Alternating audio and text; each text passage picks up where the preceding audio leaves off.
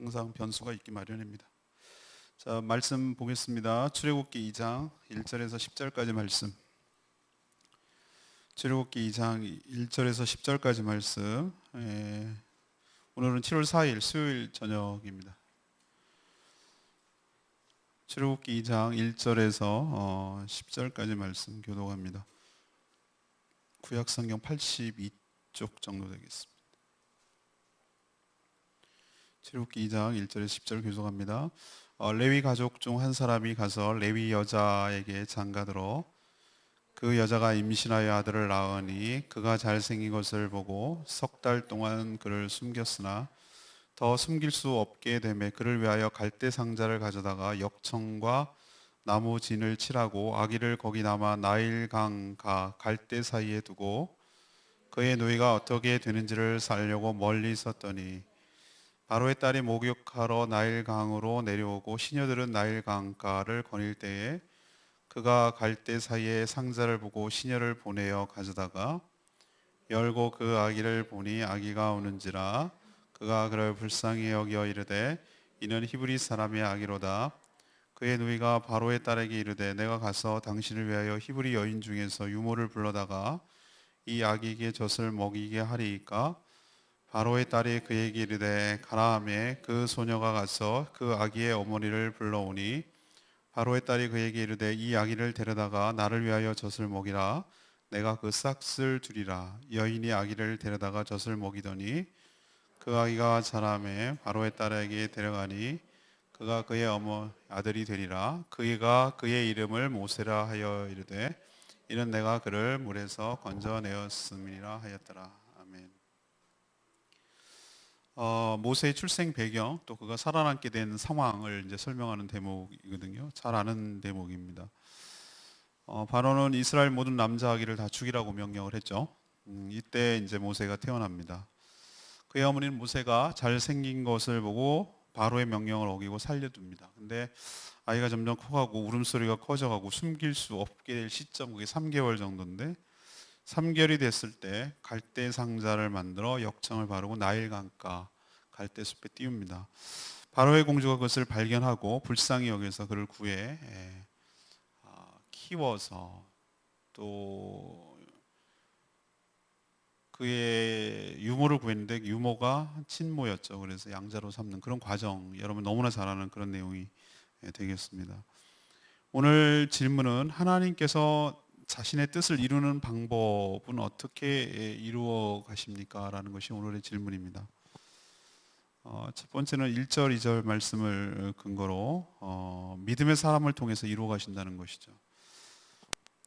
바로는 어제 묵상한 대로 아예 이제 노골적으로 히브리족 속의 남자아이가 태어나면 전부 다 나일강에 던져서 죽이라는 그런 명령을 내립니다.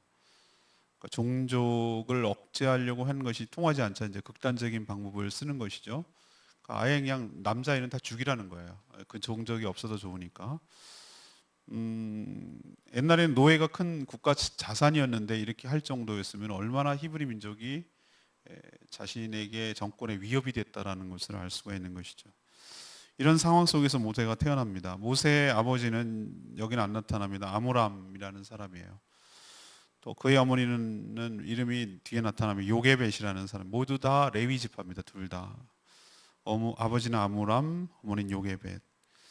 그의 어머니는 모세가 태어나자 아들이 잘생긴 것, 2절 보면 그가 잘생긴 것을 보고 석 달 동안 숨겼다.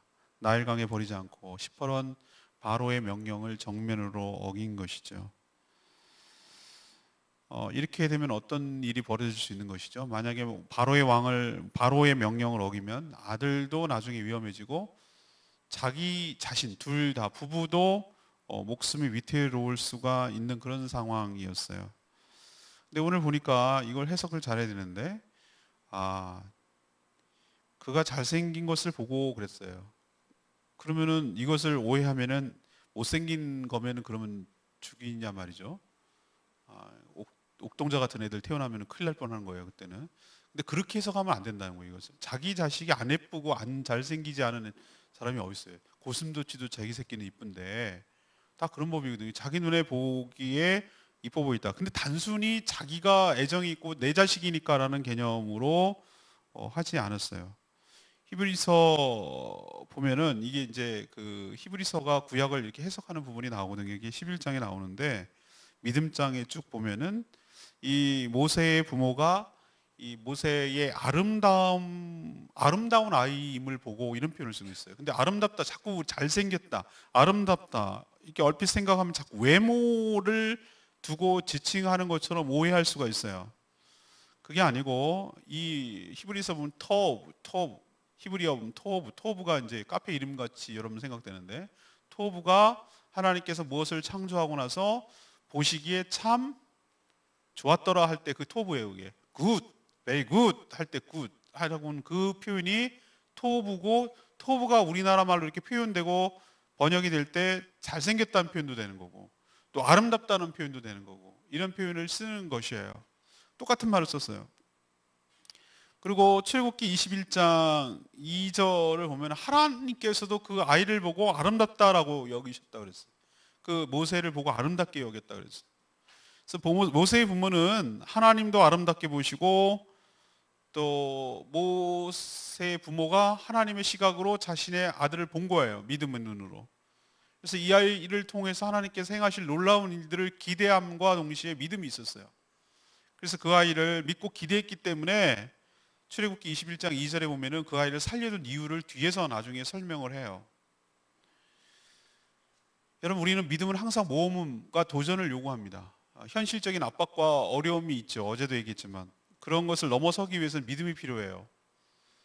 만약에 이걸 어겼을 경우에 큰 어려움이 자기가 당할 것을 알면서도 그것을 뛰어넘어서 하나님께서 이 아이를 통해서 이루실 일이 현실적인 위협보다 훨씬 더 등가로 치면 훨씬 더 크단 말이에요. 우리도 손익계산을 할 때 어떤 사업성 타당 검사를 할 때 1 본전 0.08, 0.9, 91 이렇게 나오면 이건 사업 포기하는 거 버리는 거예요. 근데 1.2, 1.3 나왔을 때 투자 대비 수익이 더 많이 나오면은 이건 사업성 있다 이렇게 표현하거든요. 물론 믿음이 이런 수치로 표현되는 건 아니지만 현실적인 위협과 어려움들보다 하나님께서 행하실 일이 훨씬 더 도전하고 모험할 가치가 뛰어나다. 하나님께서 이 아이를 통해서 놀라운 일을 행하실 것이다. 하나님께서 이 아이를 통해 지켜주시고 놀라운 일을 행할 것이라는 믿음이 현실적인 위협보다 훨씬 더 컸기 때문에 모세의 부모는 이런 위험을 감수하고 믿음으로 행한 것이에요. 하나님의 나라의 모든 일들은 어떤 사람들에 의해서 움직여 나가는가? 늘 현실에 충실하고 현실에 그냥 익숙하고 현실에 순응하고 어쩔 수 없잖아 라고 생각을 하고 항상 그렇게 살아가는 사람들에 의해서 움직여 나가는 게 아니라 현실을 뛰어넘는 믿음의 눈으로 현실을 바라볼 줄 아는 사람들, 하나님의 시각으로 현실을 해석할 줄 아는 사람들, 그것을 넘어설 줄 아는 사람들, 이런 사람들에 의해서 하나님의 뜻을 이루어 가시는 줄로 믿습니다. 누구처럼? 모세의 부모처럼. 여러분도 현실보다 믿음의 눈으로 이 세상을 바라볼 수 있는 눈이 열리게 되기를 간절히 바랍니다. 바라는 것들의 실상, 보지 못한 것들의 증거가 될 수 있도록 여러분도 믿음의 눈을 달라고 기도해야 될 줄로 압니다. 두 번째 얘기는 3절에서 8절까지 말씀, 놀라운 섭리를 통해서 당신의 뜻을 이루세요. 모세가 태어난 지 석 달, 아이 울음소리는 커지고 더 이상 숨길 수는 없고 그러자 부모는 이 갈대 상자, 책 이름이죠 이게, 포항대를 아니지 한동대를 만드신 분, 이 갈대 상자라는 책을 썼는데 갈대로 만들고 역청, 요즘으로 치면 아스팔트 같은 거. 근데 이게 똑같은 원리가 어디서 나오냐면 방주에서 나와요. 방주 나무로 만들고 역청을 발랐다. 그 원리예요. 방주가 구원의 배죠. 그런 것처럼 갈대 상자는 버리는 배가 아니라 그 아이를 구원하는 배예요. 이게 상징적인 의미예요. 그래서 방주 처리를 한 다음에 나일강에 띄우는데 나일강 물에다 띄우지 않아요. 만약에 그렇게 했다면은 멋있게 포장해서 죽이는 것 뿐이에요. 어차피 이래 죽이나 던져서 죽이나 갈대 상자에 죽이나 마찬가지예요. 이건 시간의 문제거든요. 이 부모는 그렇게 하지 않고 갈대 상자에 만든 다음에 물이 방수되게 한 뒤 갈대에다가 띄웠어요. 갈대밭에다가 파피루스. 이집트 가면은 꼭 하나씩 사오는 게 그거거든요. 그 기념품이에요. 파피루스 잘라다가 납작하게 빡빡빡빡 만든 다음에 이렇게 만들어가지고 그림 그리고 종이의 원조, 페이퍼의 어원이 파피루스예요. 파피루스에서 페이퍼라는 말이 나왔어요.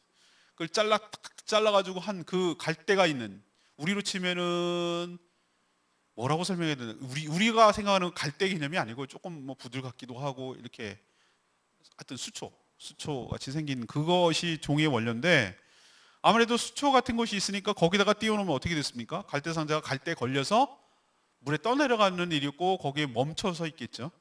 이건 굉장히 다분히 의도적인 것이. 또 뭐가 의도적인 걸 아냐면, 거기로 그 장소로 누가 올 것을 알고 있었냐면은 바로의 공주, 투트모스 1세의 딸이 무남동이었어요. 이게 하셉스투라는 공주인데 이 사람이 다음 정권을 이어받을 거예요. 근데 여자라서 그런지 이 사위 투트모스 2세가 이 하셉스투의 남편이 바로가 됩니다. 그 다음 바로. 그리고 모세랑 한판 붙는 것은 투트모스 3세예요. 근데 요 남편 하셉스투 남편 2세 요 공주가 갈대 요기로, 나일강의 갈대 요기로 목욕하러 온다라는 것을 알고 있었어요. 목욕하러 온다라는 것을 누가 알고 있냐? 모세의 부모가 알고 있었어요. 근데 우리는 목욕이라고 번역을 했는데, 여러분도 알다시피 이스라엘도 여성이 예를 들면은 뭐 생리가 끝나거나 출산이 끝나거나 그러면은 정결 예식을 행해야 되는 거예요. 씻는 작업, 신께 정화시켜서 다시 일상으로 복귀하는 작업을 위해서 목욕이라고 표현했지만, 일종의 목욕을 갖다가 종교 예식, 정결 예식으로 바꿔낸 장소, 정결 예식을 행하는 장소가 거기라는 걸 알고 있었던 것이. 그래서 다분히 여러 가지 복합적으로 고려해서 거기다가 갈대 상자, 모세를 넣은 갈대 상자를 띄운 것이죠. 자, 이렇게 머리를 잘 썼다고 하더라도 모세가 산다는 보장이 없어요. 모든 것이 다 맞아 떨어진다고 하더라도 의도대로 되리라는 보장이 없어요. 그렇지만 최선을 다한 거죠. 그런데 놀랍게도 그 이상의 놀라운 역사가 일어났어요. 그냥 이 아이가 죽지 않고 살기만을 바라는 것이 모세 부모의 심정이었는데, 목욕하러 왔고 공주가 그 갈대 상자를 봤어요. 갈대 상자를 보니 뚜껑을 열어보니 남자아이가 있었고, 누가 봐도 히브리 남자아이라는 것을 알았어요. 오늘 바로의 공주가 뭐라고 합니다. 히브리 아이로다 라고 표현한 걸 봐서 알아봤던 거예요. 분명히 애굽인이랑은 아니고, 또 자기 아버지 투트모스 1세가 남자아이는 다 죽이라는 명령을 내린 걸 자기도 알고 있어요. 얘가 히브리 아이라는 걸 알고 있었어요. 그럼 자기도 어떻게 해야 되죠? 모른 척하거나 버리거나 하라고 했겠죠. 근데 거기서 놀라운 일이, 반전이 일어납니다. 알았습니다. 죽이라는 명령도 알았고 히브리 아이라는 것도 알았어요. 근데 갑자기 그 공주의 마음에 무슨 마음이 들죠? 불쌍한 마음이 드는 거예요. 불쌍한 마음. 불쌍한 마음. 이것이 하나님의 섭리인 줄로 믿습니다. 사람의 마음을 작동하고 움직이는 것은 사람이 하는 일이 아니에요. 전적인 하나님의 영역인 줄로 믿습니다. 잠언에서 우리가 늘 얘기하는 얘기가 그 얘기예요. 하나님께서 그 마음을 움직여요. 그 마음에 긍휼함을 부어준 거예요. 우리도 보면은 어떤 사람은, 저도 그래요. 어떤 때는 굉장히 냉정할 때가 있고, 어떨 때는 굉장히 한없이 관대할 때가 있어요. 어떨 때는 그 강아지나 고양이나 이런 거 볼 때도 어떨 때는 너무 막 싫고, 어떨 때는 너무 정말 싫을 때가 있고, 어떨 때는 그냥 한없이 이뻐 보일 때가 있는 거예요. 내 스스로를 생각해도, 내 혼자만 생각해도 내가 항상 일관성이 없더라 이 말이지, 제 말은. 괜히 더 긍휼함과 더 불쌍함과 막 이런 마음이 더 들어갈 때가 있는 것을 어떻게 설명할 거냐. 이건 하나님께서 마음 움직이는 거예요. 그래서 바로의 공주, 그 공주에게 이 아이가 불쌍한 마음이 들게 했어요. 그 찬스를 누가 놓치지 않냐면, 지켜보고 있던 누이 미리암이 지켜보고 굉장히 대담하게 적극적으로 그 공주 앞에 나서기가 굉장히 힘들 텐데 나서서 뭐라고 얘기했냐면, 공주님, 이 아이를 위해서 유모를 구해드릴까요? 라고 하는 거예요. 얘는 무슨 생각을 하고 있는 거죠? 그렇게 빨리 선수를 쳐야 얘를 어떻게 해야 되지? 난감하잖아. 난 아기도 난 적도 없고 얘를 어떻게 하지? 얘를 끌고 가면 어떻게 하지? 뭐 이런 생각을 할 때 딱 방법을 제시해 주는 거잖아요. 선수를 쳐서. 그리고 뭐까지 생각을 하는 겁니까? 우리 엄마 얘 낳았잖아. 얘를 계속 엄마를 키우면은 얘는 엄마 젖을 먹고 자라는 거잖아요. 이런 종합적인 것이 다 그냥 우연하게 일어난 것처럼 보이지만 하나님의 섭리와 역사가 있었는 줄로 압니다. 이걸 어떻게 설명을 해내겠어요? 여러분이라면은 이런 우연이 정말 이렇게 기가 막히게 맞아 모든 것이 착착착착 아구처럼 맞아지는 게 이게 가능한 얘기겠습니까? 세상에는 우연이 연속인 것처럼 보여도 우리는 알고 있어요. 이 성경을 쭉 읽어보고 되돌아서 하나님의 시각으로 이게 보면 이해가 되기 시작해. 만약에 내가 그 현장에 있었으면 모세의 부모라면 이걸 어떻게 이해하고 받아들이겠어요?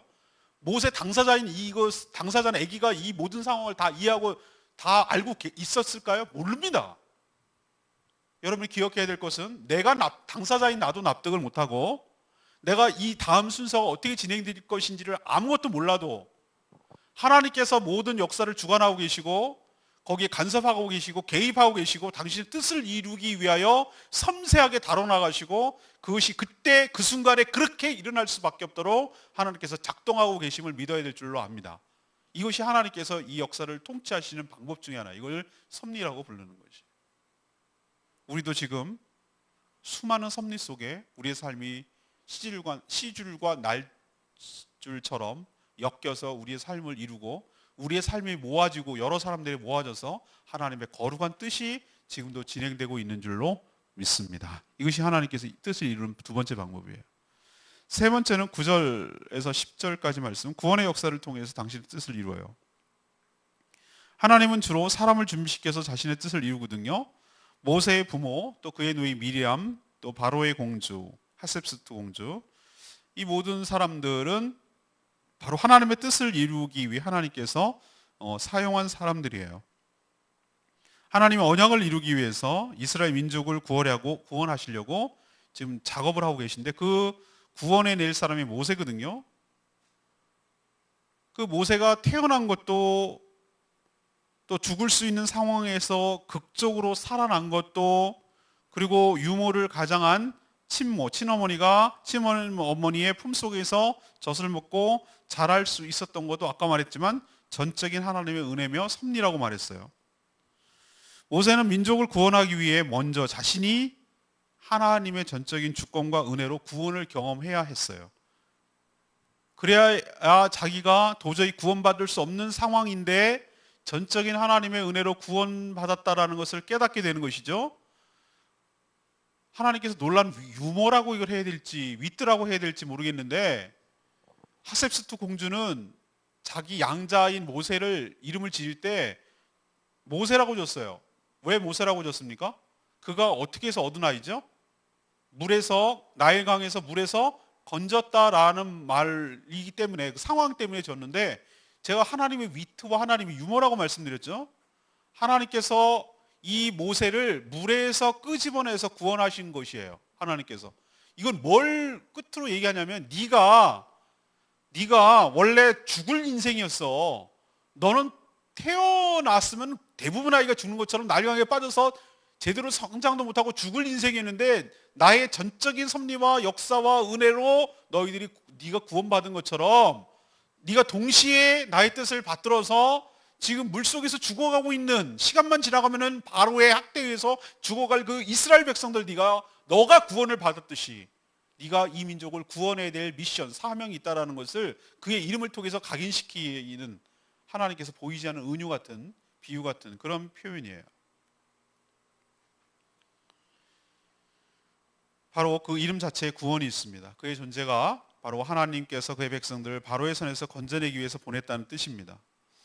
여기서 우리는 하나님께서 어떻게 작동하시는지 알 수 있어요. 이 땅에 예수 그리스도를 보낸 것도 동일해요.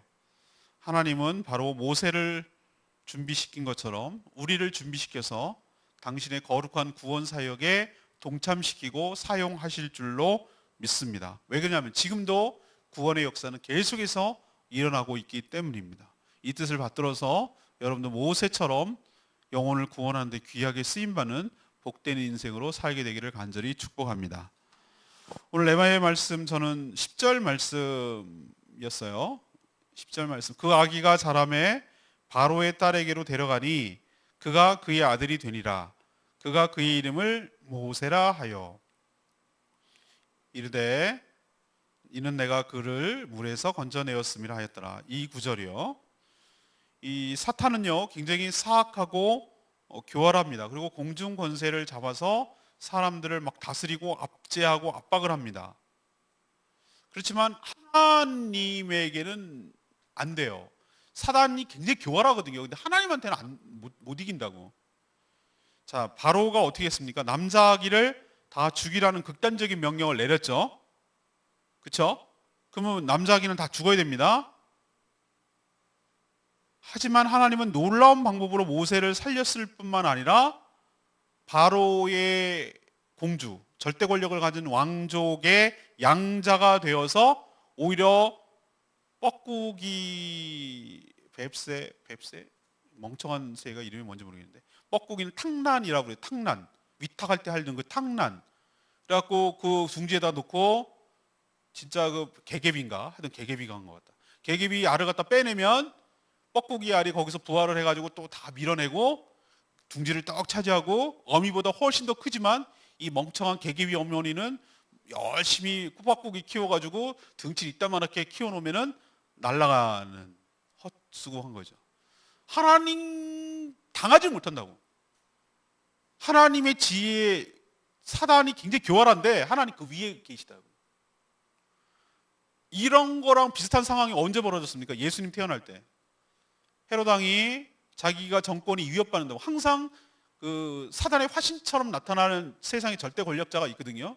그 권력자가 자신을 견제하는 것처럼 보이지만 사실은 악한 영이 자기의 세력을 위축되는 것을 싫어해서 자기 세력을 위축시키는, 그러니까 견제하는 위협을 주는 것들 다 죽이려고 하거든요. 헤롯도 자기 왕이 태어났다고 그 왕이 태어났다는 잠재적 가능성만 갖고 죽이려고 유아학살을 시키잖아요. 동막 박사 얘기만 듣고 이게 실체가 될지 안 될지 모르는데 그가 얼마나 철저한 악하고 악랄한 왕인지 아시겠죠? 하마터면은 어이없는 일로 예수님이 죽을 뻔했단 말이에요. 베들레헴에서. 근데 누구가 한 수 위입니까? 하나님이 한 수 위라고. 또 더 나가 볼까요? 예수만 죽이면 사단이 승리할 줄 알았어요. 사단이 교활한데 멍청해. 내 나와바리에 들어와가지고 자꾸 휘짓고 놓고 막 예수님의 아들이 하나님의 아들이 왔다 갔다 거리고 이러니까 굉장히 신경이 쓰이는 거야. 자꾸 귀신이 쫓겨나가고 자기의 영역이 침해받는 것 같으니까 얘가 눈에 가시처럼 걸리는 거예요. 그래서 바리새인들, 제사장들 다 동원시켜가지고 로마 군인의 힘을 입어가지고 예수만 죽이면은 자기 세계가 다시 옛날처럼 돌아올 줄 알고 죽이는 데 연연했어. 죽이는 데까지 성공했어.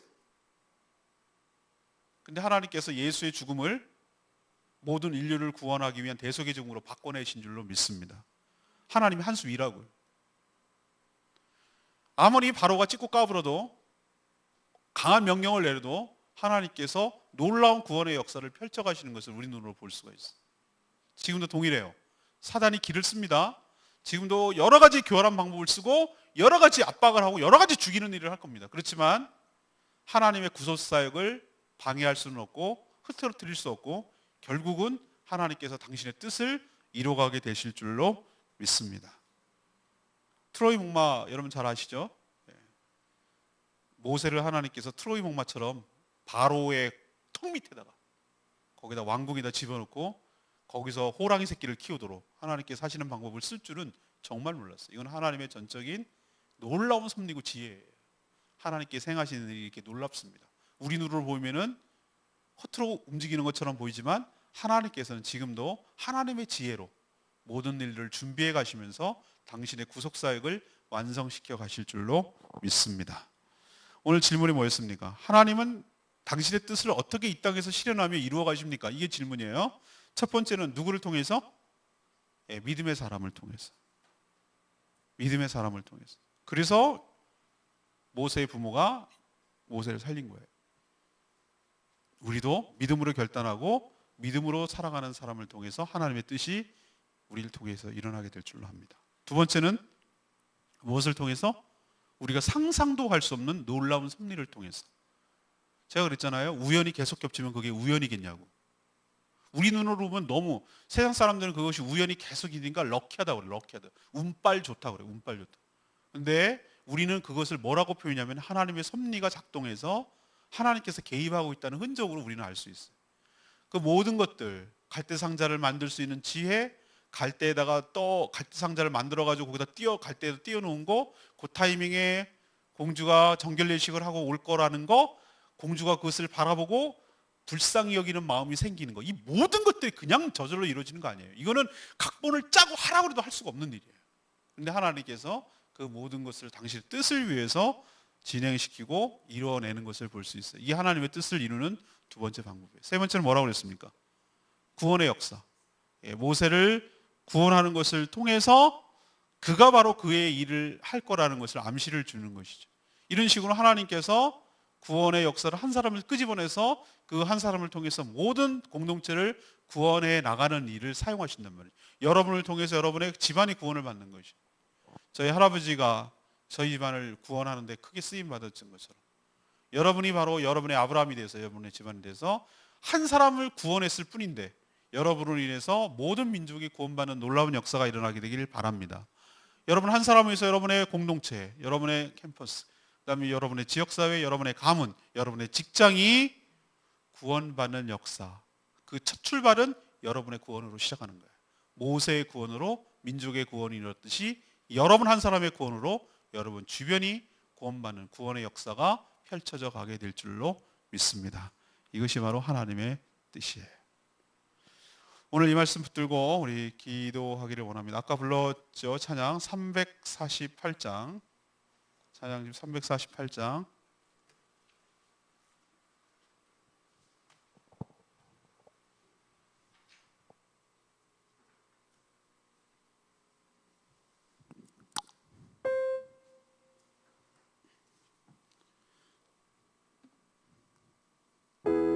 (348장) 부르겠습니다. 하나님께서 나의 길을 어떻게 하신다고요? 인도해 가신다고. 내 눈에는 보이지 않아도 하나님께서 지금 일하고 계시다고. 주님이 나의 인도자 되시고 항상 나와 함께 하시고 사랑과 힘을 베푸시고 인도해 가시네. 광야 같은 곳에 길을 만들어내시고 사막 같은 곳에 강을 만들어내시고 내 삶 속에 새 일을 행하시는 일을 기대하며 나가는 저희들 되기를 원합니다. 오늘 말씀 생각하면서 이 찬양 같이 부르죠.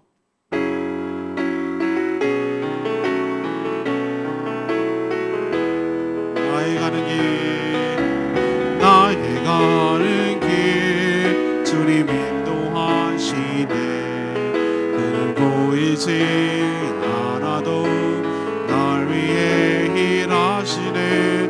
주 나의 인도자 항상 함께 하시네. 사랑과 힘 베푸시며 인도하시네.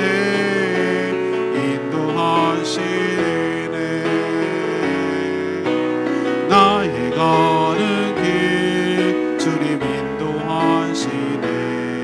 그는 보이지 않아도 날 위해 일하시네. 주 나의 인도자 항상 함께 하시네.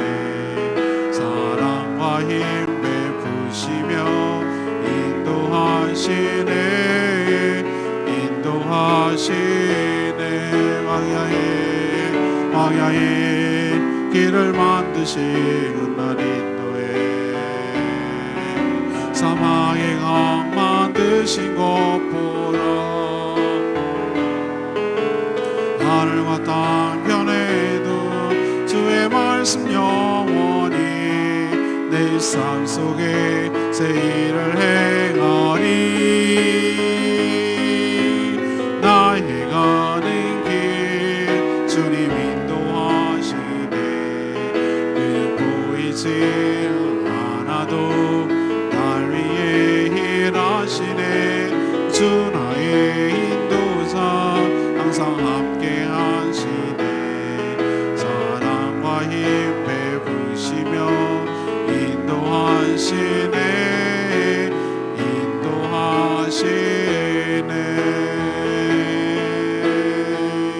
인도하시네. 그렇습니다. 오늘 말씀 통해서 하나님께서 이 우리 인생과 당신의 뜻을 어떻게 펼쳐가시는지 오늘 하나님의 관점에서 봤어요. 믿음의 결단, 순종을 통하여 또 하나님의 섭리와 역사를 통하여 구원의 역사를 통해서 당신의 뜻을 이 땅에 펼쳐갈 줄로 믿습니다.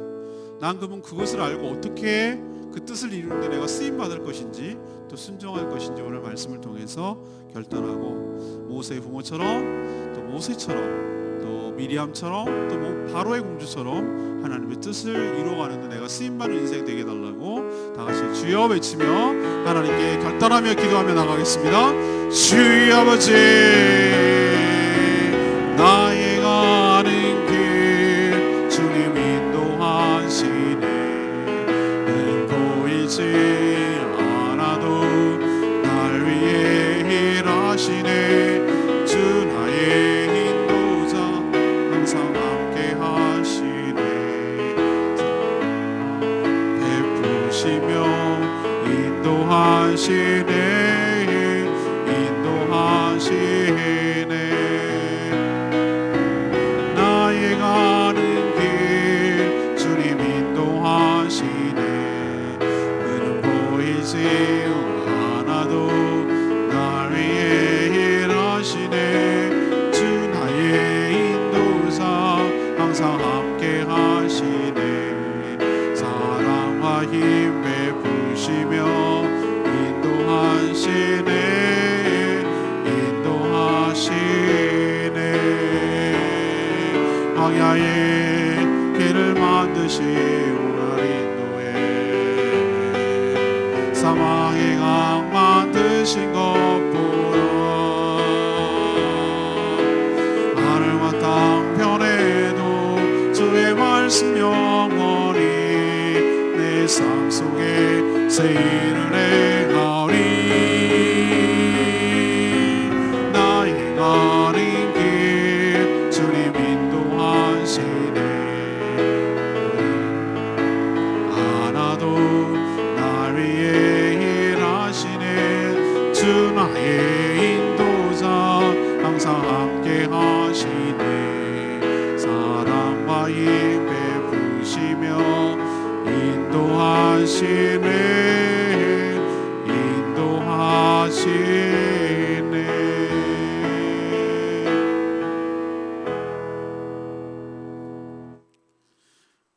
하나님, 저희도 보이는 역사 뒤에서 간섭하시는 하나님의 섭리를 보게 하여 주시옵소서. 말도 안 되는 일이 일어나는 뒤에는 하나님이 개입하고 계심을 믿고 깨닫게 하여 주시옵소서. 하나님의 뜻은 믿음의 사람을 통하여 또 놀라운 섭리를 통하여 구원의 역사를 통하여 지금 이 땅에도 여기에서 일어나고 성취될 줄로 믿습니다. 저희도 믿음으로 결단하여 그 뜻에 순종하며 살게 하여 주시옵소서.